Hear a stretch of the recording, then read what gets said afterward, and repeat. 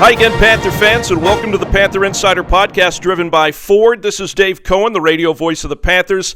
On this latest show, we introduce Georgia State fans to two of the newest head coaches on campus and on the athletic scene. Becca Mueller, the new head softball coach, and John Michael Cole, recently hired as the head coach of the men's golf team. Before we talk to our newest Panther coaches, if you've missed any of our previous podcasts, they're all available on the Apple Archives page. You can access that by visiting online at georgiastatesports.com.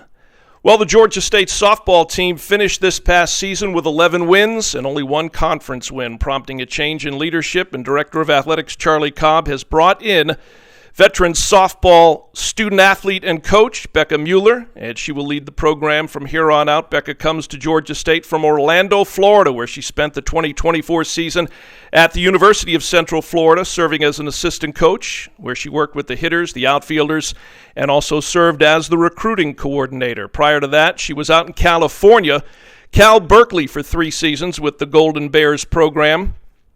And prior to that, as a player, she was an all-CAA performer at her alma mater, the College of Charleston, where she posted a career batting average of .335 while helping lead the Cougars to 3 35-win seasons. So a lot to talk about here as we talk Georgia State softball on the opening segment of our latest Panther Insider podcast driven by Ford. So let's welcome to the Panther Radio microphones the 4th head coach in the Georgia State softball program history, and that is Becca Mueller. Great to meet you. Great to have you on the podcast, and welcome to Georgia State and welcome to Atlanta, Georgia. Awesome. Thank you so much for having me. I'm excited. I'm excited to be here, excited to be at Georgia State, and happy to be on. All right, well, we got a lot to talk about here in this opening segment. First of all, tell me about the process of arriving at Georgia State. What prompted your interest in the Georgia State softball program? Obviously, from, I'm sure, your days as a little girl playing softball. Softball's been probably a daily part of your life as a player, and then, of course, you made the decision to get into coaching. But what about Georgia State attracted you to this position? Totally. So, you know what? I had said for a long time in my career that I will be a head coach eventually.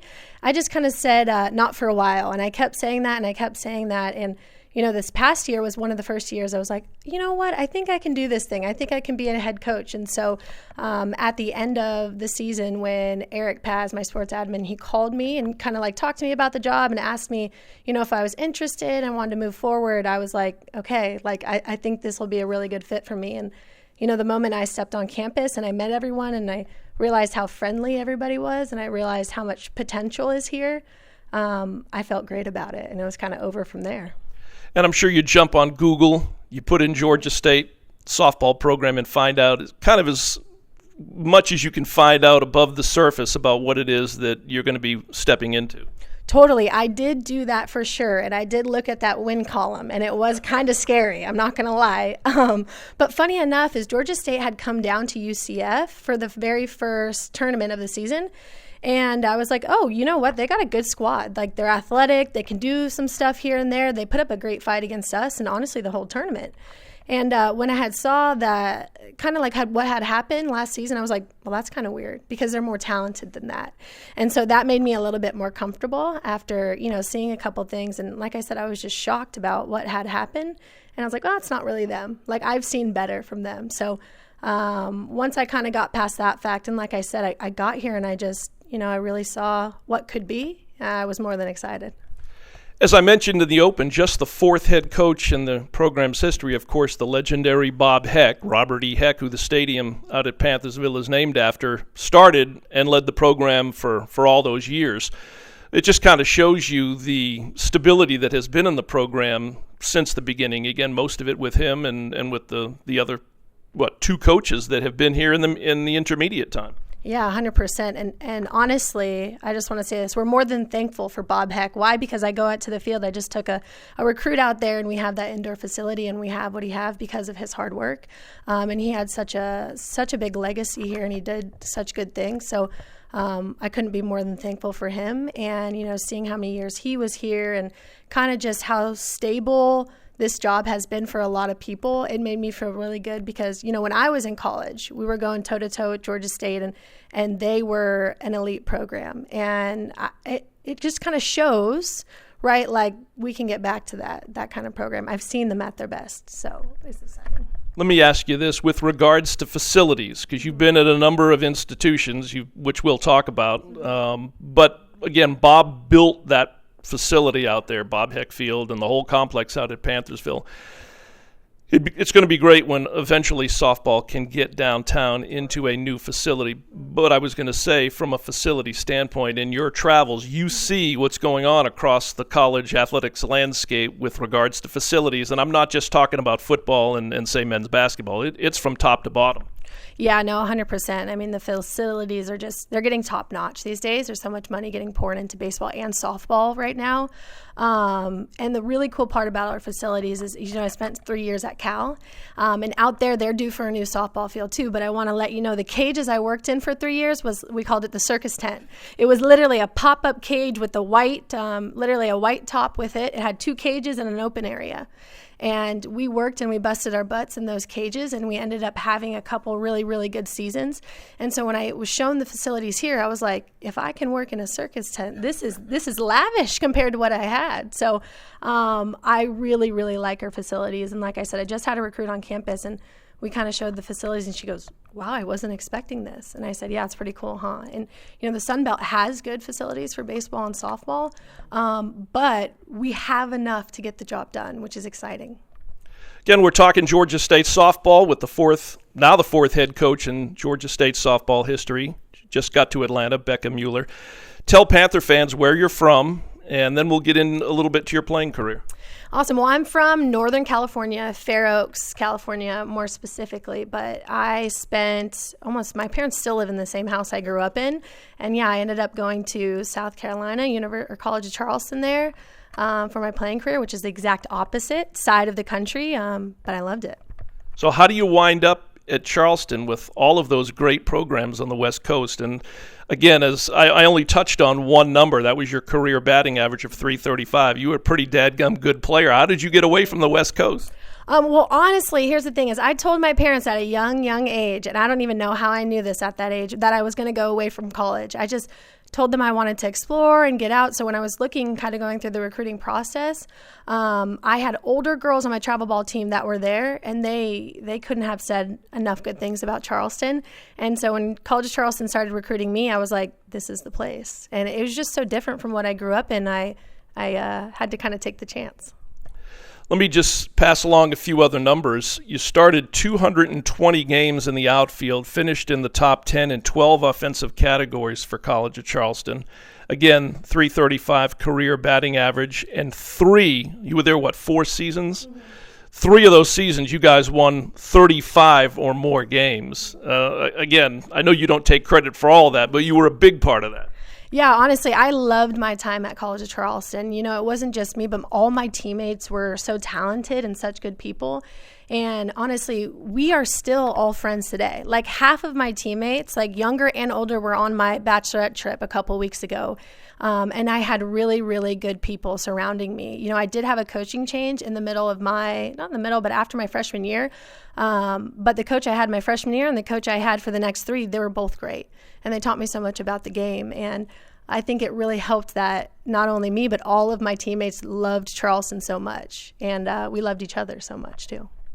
Well, as you take this head coaching job with Georgia State, and I'll just recap real quickly, but you played at the College of Charleston from 2013 through 2016. You were twice All-CAA, and I gave some of the numbers. Your coaching career starts up in upstate New York, Colgate, and then you come back to your alma mater for a season at the College of Charleston. Then you're in the state of Georgia, over there in Athens, as a volunteer assistant. That was 2019, and then Ball State in 2020 before heading out west to California. What do you take from each of those coaches and each of those programs? You put it in a pot and you stir it all up, and now you've got the Becca Mueller pot over here of coaching. Totally. Honestly, I absolutely love that question, so thank you for asking. My time at Colgate, it was a really interesting scenario. We're in the middle, not in the middle of nowhere, but it's Hamilton, New York, right? So we're in upstate New York, about an hour and a half from Syracuse. So in that time, it was really selling, Colgate and trying to be like, okay, what is it about? All of those things, because a lot of those kids originally wanted to go to Ivy Leagues, right? And then they kind of end up at Colgate. So it was really learning how to sell sell that situation. I loved it up there. It was beautiful. When I went back to Charleston, it was more so like going back to my roots, and I loved it. I had a great time there. I was a volunteer, right? So I kind of grinded it out a little bit. I worked at a car dealership in the morning and then went to practice. So what I learned from there was like, okay, it was one of those moments in my coaching career. It was like, all right, like, if you're really serious about this, you're going to grind it out, and this is what you're going to do. Like, I cat sat. I, watched like babies. I did all this random stuff to make ends meet, but I really grinded it out for my career, and it made me tough. When I went to Georgia, loved my experience there. It was definitely how you run an offense, and that's what Georgia's known for. And I got to work under Lou Harris-Champer and Tony Baldwin, and oh my gosh, they're like probably the best softball minds in the game. So I learned so much from them about competing at the highest level in the SEC, and also how do you run elite level offense. And I've always loved hitting. You kind of read my numbers. I'm obsessed with hitting, and so to have people around me that were also obsessed with hitting, it was a really, really cool scenario. And then I went up to Ball State, and my boss there was Megan Bartlett, who's now the head coach at Arizona State.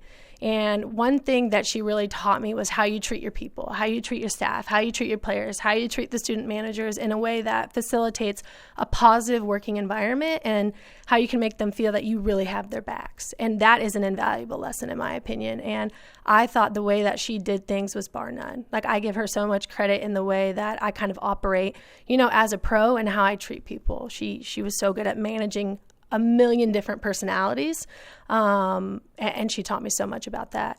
And then I went to Cal. Cal was so fun because, we went in there in 2020, and we couldn't even get on the field until 2021, and it was such an interesting scenario. But what I learned under Coach Spencer was really like the systems in which you want to run a team, right? And so what I mean by that is like, this is how you run pitching, this is how you run an offense, this is how you run a defense, and this is how it works together. And honestly, that's the way I like to do it. We kind of call it the School of Mike White softball. And again, you cannot beat Mike White. Like, look at him go. He's always winning. And so I'm going to copy him. It's kind of how I feel. But he does such a good job in how methodical the systems are. And that's really what I learned at Cal. And I thought, honestly, that's one of the biggest inspirations for how I'm going to run a program. So that was great. And then learning under Cindy Ball Malone at UCF, the team culture is bar none, like ridiculously good. Like the way that she runs the culture, the way that she invests into the kids, the way that she, the way she's planning her team meetings, to our culture coach, Rob Mueller, to all of the things that she's doing. The culture piece of it, which is one of those things that I kind of felt like I was missing a little bit, because, it was great at Ball State, but it was 2020, so we ended in March. Didn't really get to finish that out. But the way she runs things is really inspirational, and I took a lot from that this past year. I wanted to ask you, too, from a recruiting standpoint. We see how crazy it is in college football and in college basketball and even in college baseball. What has the portal done in your eyes as somebody who was a recruiting coordinator most recently? What has the portal done with regards to softball? Right. It's made me a whole lot busier being a recruiting coordinator. That is for sure. So just to give you an example, I had a visit yesterday and then I had a visit today, both portal kids. The really cool part about it is it's giving kids an opportunity to have a better experience in their eyes. And I think that's really, really cool, because there was plenty of teammates that I had that maybe weren't happy, or like maybe, travel ball teammates I went on that weren't happy. And one thing I really want for the kids is, like, if you're not happy here, there's a better home, and it's no drama, right? But it's definitely helped the kids out. And I think from a recruiting standpoint, it's made you think differently about how you're kind of going to allocate your money scholarship wise, and what you're going to save and what you're not going to save, and who you're going to bank on. And if you're, everyone always wants a pitcher. So we all are hoping a pitcher goes in the portal. And if they do and you end up landing one, right, it kind of can change the whole dynamics of your team. It's also made it a little bit interesting, right? Because, you don't have them for the whole time. So sometimes, if you don't do the right thing or don't pick the right person, it could be a negative impact to, your culture. But you can vet for those things in your process. But I definitely think that it's put a spotlight on college athletics, and it's been a spotlight on, different schools, because they're able to acquire talent a different way. The last couple of years and last year down at UCF, you were on the outside looking in with regards to Sunbelt softball. Now you're inside the circle. What's your impression that you bring from having been outside now that you're about to be in it? right? Sunbelt softball has always been elite, in my opinion, and they are and still are. And so being in it, it's kind of a cool thing to look at, it to honestly see all of these coaches and how they operate and how they're doing it at a mid-major level in terms of, like, you look at their RPIs, you're like, holy moly, how are they doing this, you know? And it's a really cool thing to be a part of, because you get to not only get inspired by those people, but you're going toe-to-toe with them. So now I'm like, okay, how am I going to beat you, right? And they've done such a good job in their programs and, you know, managing everything and developing everything. And I'm ready to just jump in there with them and develop just the same. Well, Becca, great having you with us here at Georgia State. Welcome to Atlanta. Welcome to Georgia State. Looking for some great things from Georgia State softball as, again, you become the fourth head coach in the program. Thanks for joining us on the podcast. Hopefully we'll talk more as we move along and get closer to the softball season, and best of luck. Yeah, definitely. Again, thank you so much for having me. I really enjoyed it. All right, well, we've been listening to our first interview with Becca Mueller. She is the brand new head softball coach here at Georgia State. Again, the fourth softball coach in program history. As we meet the new faces, the new coaches here at Georgia State on this latest Panther Insider podcast. Coming up next, we're going to talk men's golf with the new head golf coach here for the men, and that is John Michael Cole. And we'll talk to him coming up after these words from Ford and Center Park Credit Union. Wherever you go this fall, greatness starts in a Ford SUV. That's because Ford Escape, Explorer, and the spirited Bronco Sport SUVs have the power, cargo space, and smart tech you need for tailgating on game day, camping under the stars, fall festivals, romantic dinner dates, concerts, antiquing, pumpkin picking, weekend getaways, school plays. For great offers on these versatile SUVs, see your local Ford dealer today. Greatness starts here. Center Park Credit Union, the official financial sponsor of GSU football, is proud to be a part of the Georgia State community and the Panther athletics program. Center Park provides members convenient financial services. In addition to online banking, mobile banking, and 7 Metro Atlanta branches, Center Park members have access to 5,000 co-op shared branches and 75,000 surcharge-free ATMs nationwide. To find a location near you, visit online at centerpark.org/contact, and that's park with a C. Not a member? Join today at centerpark.org. At Center Park, we help our members flourish. Joining us now on the Panther Insider podcast, driven by Ford, another new face here in the athletic department, the new head coach of the men's golf team, and that's John Michael Cole. John Michael arrives in Atlanta after spending the 23-24 collegiate golf season in Richmond at Virginia Commonwealth University, and prior to that, he had an outstanding 5-year run as the head coach at Fayetteville State. That was highlighted by NCAA berths in 2 of his final 3 seasons, and right now we welcome John Michael Cole to the Panther Radio microphones and the Panther Insider podcast. Great to have you here at Georgia State. I know it's been a whirlwind as you're very early in your time here at Georgia State, but I know you've hit the ground running and getting this golf team up and running and getting ready for the upcoming collegiate golf season. Yeah, thanks, Dave. Yeah, it's been a crazy. I think I got hired July 1st, and it's a little vacation in between now and then, but we did a lot of work from the Dominican Republic, and now we're here in Atlanta, so we're ready to get started. So that was truly a working vacation. I'm sure your wife loved that. Yeah, she was trying to get me off the computer and off the phone while we're sitting there in the pool. So yeah, I'm sure she was happy to get me off of that stuff in the afternoons. Well, I asked Becca Mueller in the first segment of this podcast, why Georgia State? What was it about Georgia State University, the athletic program, the golf program in particular, that kind of caught your eye and said, you know what, that looks like a great opportunity. I'm going to put my name in the hat. Fortunately, you were selected. You're here in Atlanta. But what was it about Georgia State and the golf program in particular that captured your interest? Yeah, so I played at Appalachian State in the Sun Belt. So I've known the Georgia State name for a long time. The city of Atlanta, I think, is highly attractive to recruit to. So of the jobs that were open this summer, this was one that I had at the top of my list. Charlie Cobb, the athletic director, was the AD when I played at Appalachian. I know how important winning is to him, and that's what I wanted to be surrounded by. So I think it was a great fit for me. So again, just to recap, you spent one season last year, the 23-24 collegiate athletic season, we'll call it, in Richmond at Virginia Commonwealth.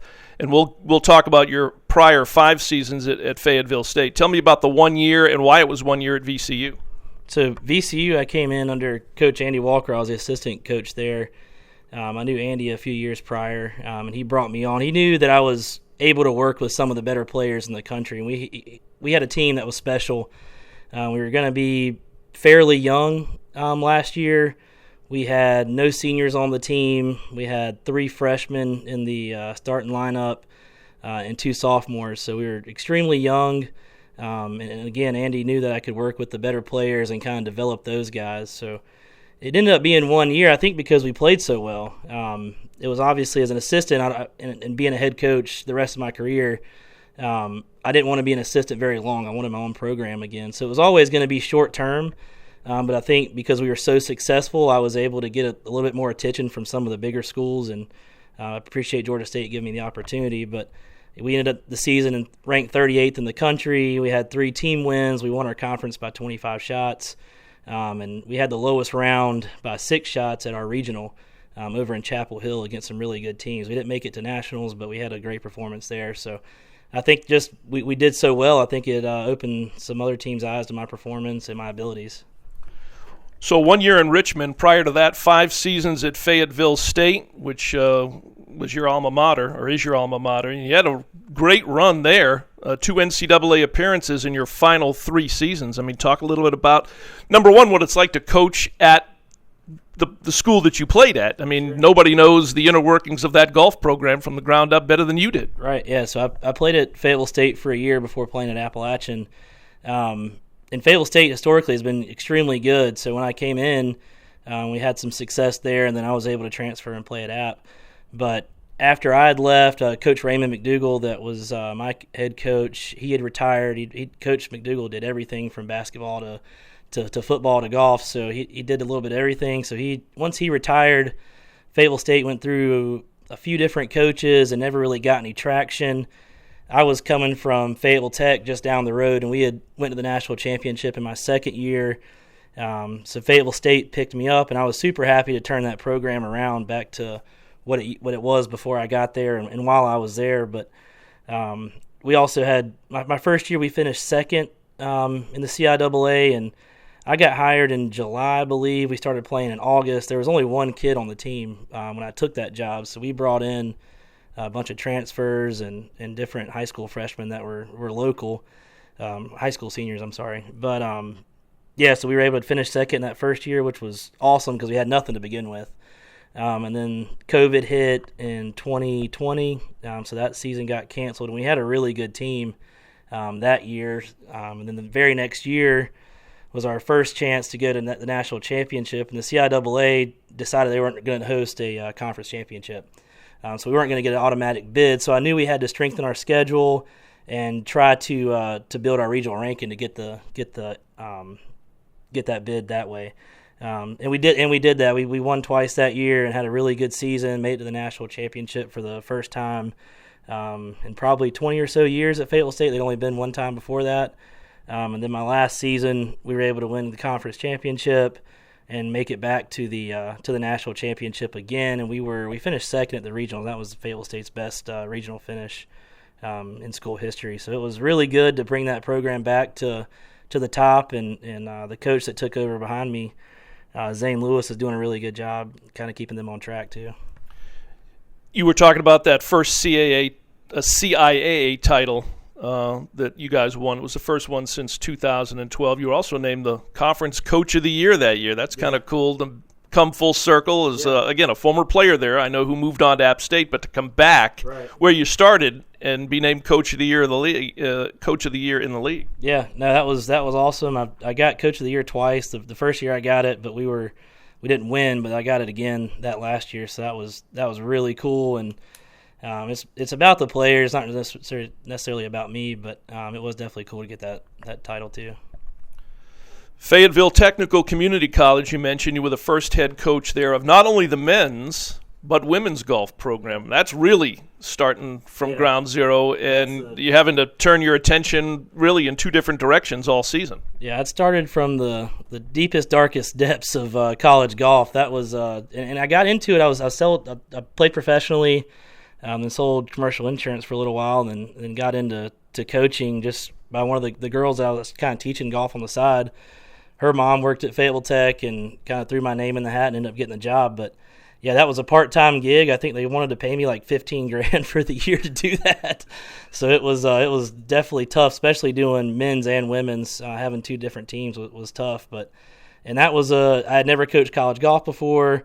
Fayetteville Tech had never had athletics before. So we were definitely trying to throw everything at it to figure out what worked. And obviously we figured it out pretty quick, making it to the national championship in the second year. Yeah, that's literally learning on the run, or on the walk, I should say, as you move from hole to hole on the golf course. So real quick, before we delve into Georgia State a little bit, you mentioned you played at Fayetteville State. You had 5 collegiate victories as a freshman in 2011. You were the CIAA Player of the Year. Obviously, that tells a little bit about why you ended up being able to transfer to Appalachian State. Yeah, I was a big baseball player growing up. Obviously, huge Atlanta Braves fan. That's a little bit of why I came to Atlanta too, just a small part. But yeah, I played baseball up until high school and just decided to make a change. Ended up transferring to golf and giving that all my full attention. Was under-recruited out of high school, decided to kind of bet on myself, go to Fayetteville State. I knew I would start right away there, show what I could do to other schools, and then obviously Appalachian was kind of a dream school for me growing up, so was able to catch their attention and make it over there. Interesting, that was a destination school. Now you'll be competing in the same conference as them, only here in Atlanta for Georgia State. You mentioned that you played professionally. You played on the Swing Thought, the G Pro, and the Coastal Players tours. You know, that's obviously well below the PGA Tour, but still cool that you were able to experience professional golf. But they really should be called the survival tours, survival day to day, because like you told me off air, you never know when your next paycheck's going to be coming your way. Yeah, 100%. It was the Coastal Players Tour, the first tour I played on. They were based out of Myrtle Beach, and my parents had a condo in Myrtle, so it was really easy for me to get there and kind of get my feet wet, figure out what it was like to play for some money and stuff. And had one victory on that tour, then played pretty well on the Swing Thought and G Pro, but was kind of just spinning my wheels. If you're not on those mini tours, if you're not winning, you're not making much money. And I had met my wife, or my future wife, I guess I should say. So she didn't like me living to paycheck either, and obviously there's a chance you could lose money. So I had to make a decision. Like I said, I got into selling commercial insurance, like I think a lot of failed professional golfers do. So had some success there, and I really enjoyed that. But as soon as I got the coaching itch, man, I've been scratching it ever since. Well, it's great to have you here at Georgia State. Let's talk a little bit about Georgia State's golf program. Historically, it's been a very successful program when you look back over the years. What do you see when you first take this job and you come in and you make that initial assessment of what you're walking into? I just see what the future could hold here, and kind of just judging off of the past, kind of what Joe Inman had done, and former coaches like Trey Jones, who's at Florida State now. So historically, the team has been very good. So I see that, and I know that it can be good again.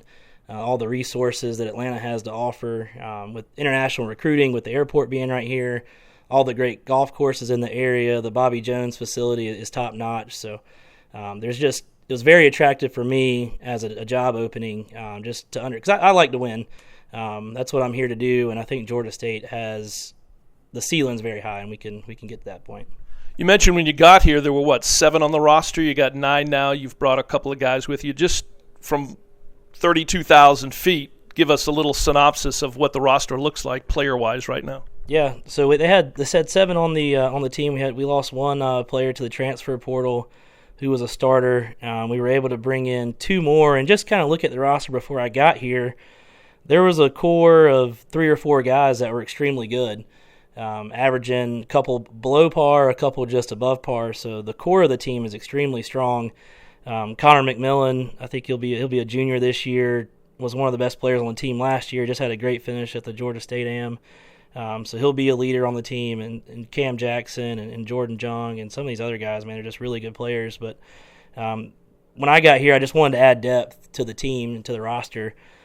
So we put 2 guys on a transfer from Eastern Michigan, Sam Yono, and then Cole Finch, a junior college transfer from South Mountain Community College. So I think with the addition of those guys, some of the young guys on the team like Brody Tidwell, I think we'll have a lot of success. But we were able to add some depth in this offseason, the short time that I've been here, a couple weeks. So that's it's looking up for us.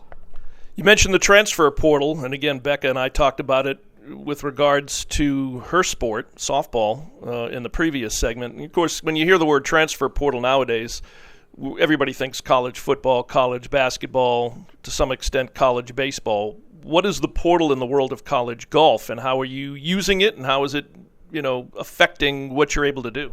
Yeah, so transfer portal is, whether you hate it or you love it, it's here and it's not going anywhere. So we have to adapt and be able to use it. That was something we did at Virginia Commonwealth pretty good. I've seen us using it in the future. We used it this year to bring Sam Yono in from Eastern Michigan. But as far as it hurting us, we want players to have a great student experience here at Georgia State. We want them to develop, get better in the classroom, get better on the golf course, develop as young men. So if we give them a great student experience, we don't want to give them a reason to get in the portal. We want them to love what we're doing at Georgia State, think we can win here, and stick with us. And again, if there are people in the portal that we can get and make the team better, we're going to try to do that. The way I look at it, if you look at the portal, you see a kid that's maybe a freshman in college averaging even par, and then you look at a high school senior that's averaging even par.